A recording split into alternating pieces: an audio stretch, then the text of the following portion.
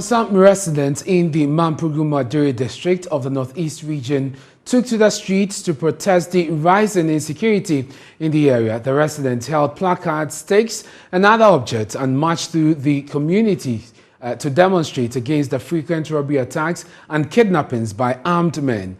The residents called on the regional minister, Yidana Zakari, to put urgent measures in place to address the increasing spate of insecurity in the district. Correspondent Ilyasu Tanko reports. The Mamprugu Moaduri district in the Northeast region is witnessing rising insecurity with armed attacks on roads leading to farms and market centers. Already, the district is said to have recorded over 15 robbery and kidnapping cases combined since the start of this year. The district, which was created 10 years ago, still has no established police station, with less than 20 police personnel currently present in the district of over 68,000 people and covering a total land size of 2,150 square kilometers. Due to this and several other operational challenges, most of the communities in the district have been left with no option but to mobilize and take charge of their safety and protection.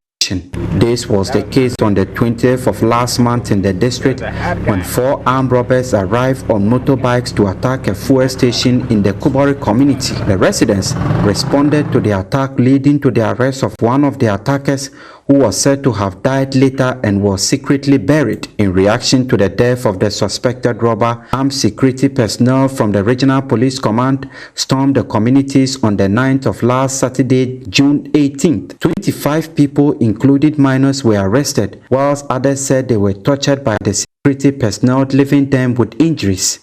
This young man is one of the victims. He is completely broken and paralyzed as he narrates his ordeal that night.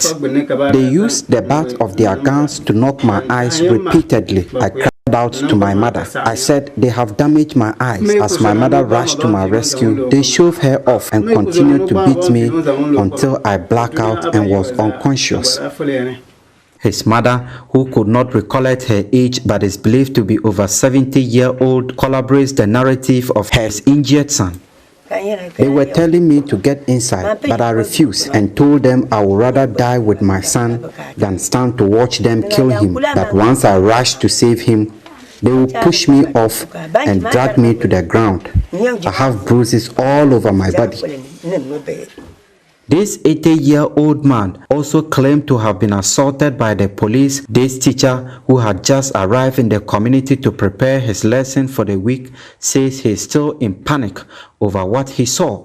For me, I have just lost this thing in policemen, or I would say some of the policemen. In fact, I do respect police people a lot, but this incident made me to just lose confidence in some of them.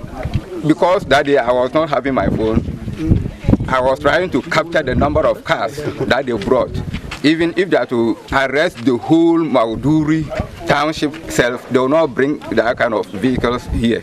The police also arrested a final year student of Yagaba Senior High School. His mother appeals for him to be released to take part in their upcoming final year examination in the school. My son is innocent, and so I appeal to the police to release him immediately to join his classmates for their upcoming final year examination. The police have since released 20 people, leaving 4 in custody after a screening exercise was done following the arrest. The 2 communities had been emptied as the residents fled after the police raid. The residents, upon return, decided to mobilize and took to the streets in protest over the police action and their failure to provide them adequate security. They held placards calling for state protection against armed men in the area. They accused the police of doing nothing as robbers attack and loot their properties every day, and demanded the unconditional release of their brothers who are still being kept in custody. Abdullahi Damba Seydou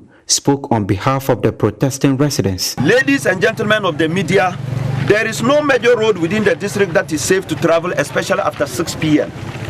Distinguished ladies and gentlemen, irrespective of how the police behave in this matter, we the people shall continue to defend ourselves against these irresponsible criminals, as the police lack the fortitude to protect us.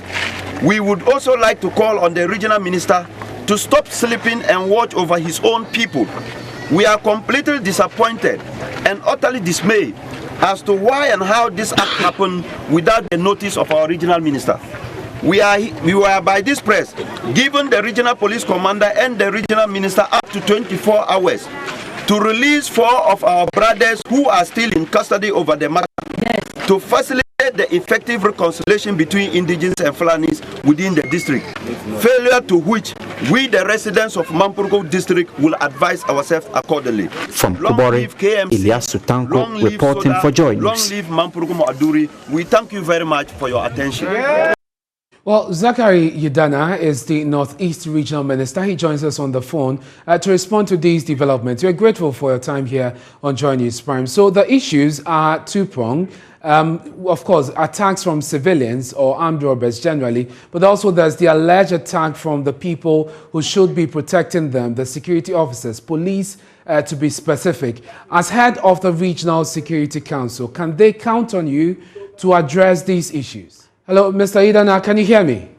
Yes, I can hear you. We are grateful that you could join us here on Joy News Prime. Your people say they want you to take action as head of the Regional Security Council. They are disappointed in the police for some of the alleged assaults and also not acting in cases where they've been attacked by armed men. How do you respond to this? Yeah, thank you very much. And thank you for calling me to speak to your news outlet. Maybe a number of issues have been put together. But the fact of the case that we have to handle now is about the armed robbery incident in Mamprugu Moaduri. My briefing from the regional police commander is that the armed robbery actually occurred. In the process, there was a case of somebody killed, and a report formally made to the Ghana Police Service by the Burkinabe ambassador to Ghana. It was a written complaint about this issue and calling on the police to take action. Yeah. So they have a duty to carry on some investigations to unravel what happened. So in their investigation, the preliminary findings point to the fact that, yes, there was armed robbery, but it appears the one that has been killed, from their investigation, could have been a case of mistaken identity. Okay. But whatever it is, they are into the matter to try to get to the bottom of it. Some arrest was made involving some 25 people from the community, Yango community. Yeah.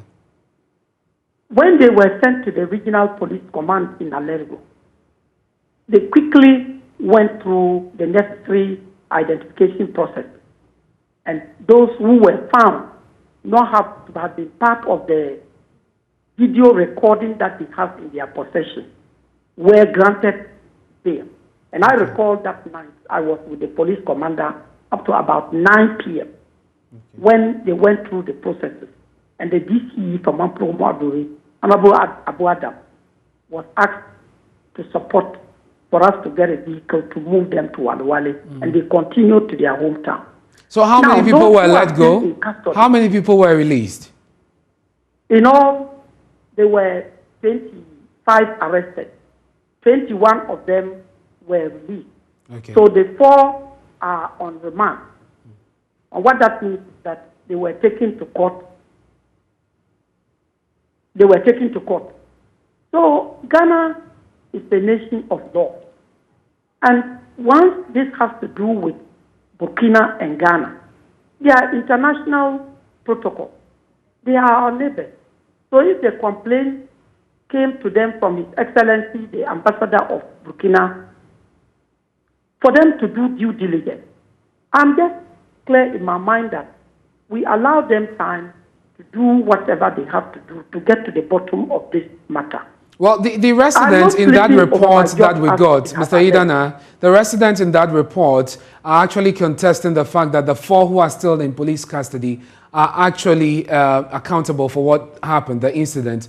And they say that within 24 hours, they want to hear from you. Otherwise, they would advise themselves. I don't know what exactly that means. But that is the point I'm just trying to make. Yeah. They are on remand.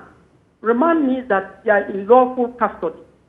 It doesn't lie with me as the regional minister to just go and give a directive to the police to get them released. We will have to follow through due process. Indeed. And I think exactly that is what is happening.